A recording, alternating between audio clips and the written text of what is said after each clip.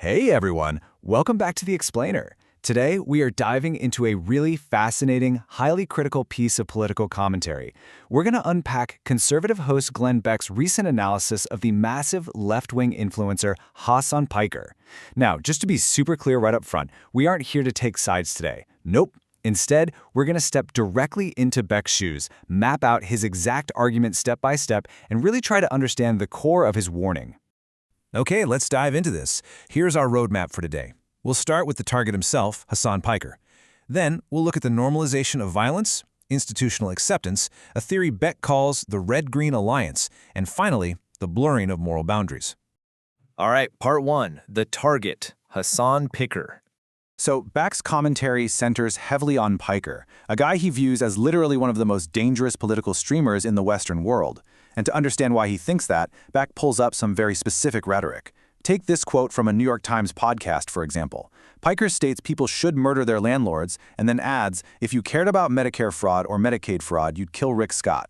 For Beck, this is a prime example of violent language just going completely unchallenged by mainstream platforms. Building on that, Beck highlights Piker's praise for historical communist figures. In this quote, Piker calls Mao Zedong one of the great leaders of this world, and even goes so far as to say he's God. He changed the universe. Now for Beck, this is a massive red flag. He strongly contrasts Piker's praise with the harsh historical reality of Mao's regime.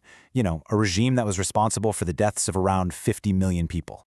Beck also points to a highly specific interaction Piker had with a South Vietnamese refugee to further demonstrate what he sees as Piker's anti-Western stance. When this refugee shared their personal experience of escaping communism, Piker's response was, "Why don't you go back and live in South Vietnam in the same conditions? I hate these people, dude."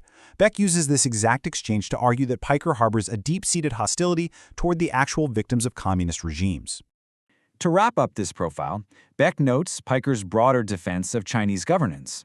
Basically, Piker argues that because the Chinese system improved material conditions, lifted the poorest from an agrarian society to modernity, and created an industrial superpower, well, it's an example we should follow and learn from. But for Beck, this open embrace of communism over democratic systems isn't just an opinion. He sees it as a direct, literal threat to the American Republic. Moving on to part two, normalizing political violence.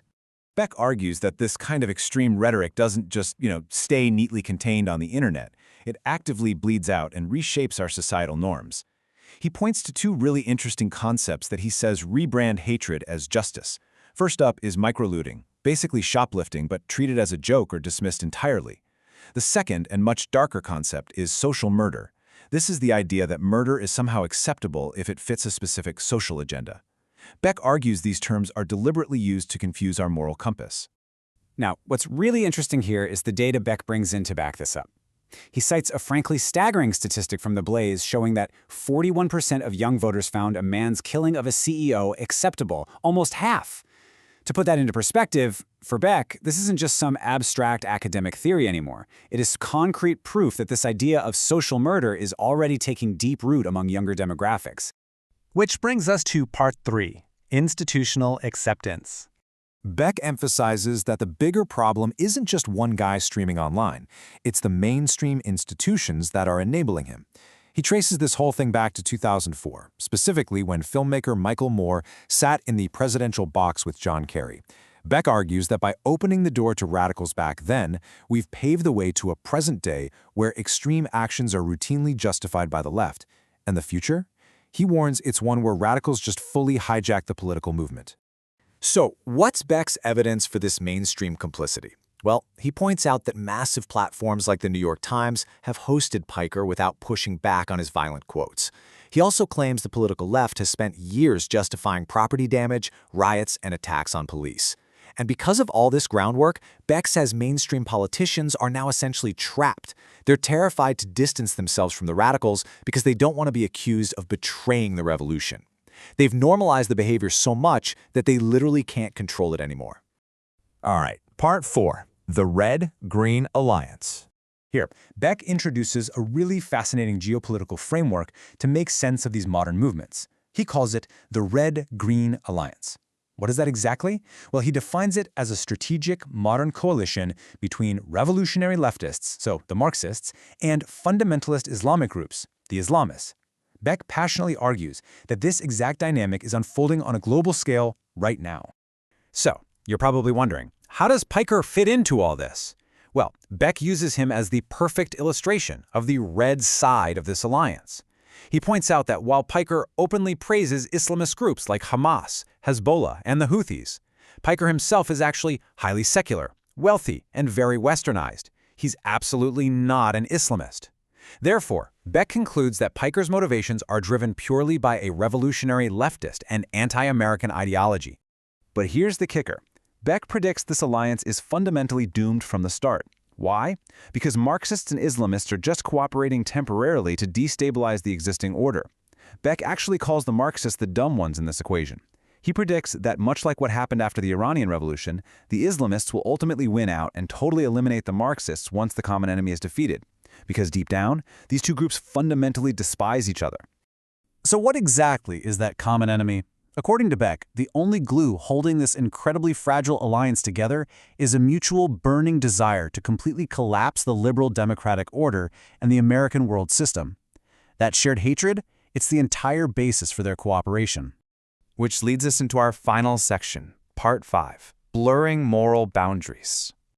Zooming out for a second, Beck presents his grand thesis on what a functioning society actually requires to survive. He says a stable republic absolutely needs objective moral boundaries. There has to be a shared, society-wide belief that certain actions are simply beyond the pale. We're talking about a total rejection of murder, terror, and political violence, as well as the complete rejection of ethnic hatred, collective guilt, and dehumanization. Without these shared limits, society just collapses. Which brings us to a really pivotal quote from Beck's commentary. When those things blur, civilizations get shaky really fast. And he's the one blurring the lines right now. Beck is drawing a direct, straight line from the rhetoric of influencers like Piker to the literal destabilization of our society. He is sounding the alarm, warning his audience that young people are actively absorbing this blurred moral framework, a framework where violence gets softened and terror is somehow justified by context. And that brings us to the profound, really heavy question at the heart of today's explainer. Can a stable republic survive the blurring of moral lines? It's a stark, chilling warning about the fragility of our democratic norms, straight from Glenn Beck's perspective. Thank you so much for joining me to unpack all of this today. Keep asking questions, keep critically examining the structure of these arguments, and I will see you next time on The Explainer.